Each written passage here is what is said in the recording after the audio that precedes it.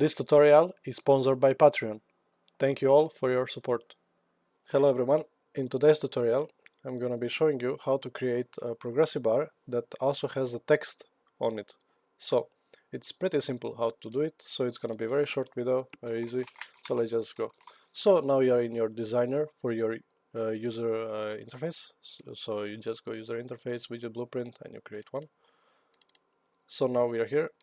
I already added canvas panel, and then we will add overlay. We can do it simply like that. We can make it like that. We can anchor it to the bottom. And now, because we did the overlay, we can stack the other components here that you can see. We can stack them on each other. So for example, we could just do progress bar.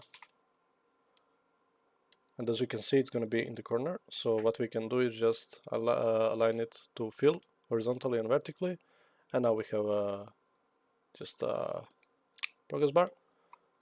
But now we can just add text on it because we can add it to our overlay. But if you had only progress bar, you couldn't add it on the progress bar.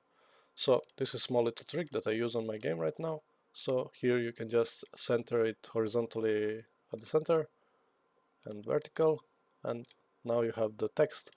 So you got it. You have progress bar with text on it. So that's it all for today's video, and see you in the next one. Hello everyone. I just wanted to announce that I opened my new tier on Patreon. It's called Blender Supporter, and since I'm working on my game and I'm doing a lot of modeling by myself, I'm gonna be posting all my models on my Patreon, so make sure you grab these models with Blender files as well, so you can adjust them to your likings for such a low price. And this is the great way to support my work. Thank you all, and see you in the next video.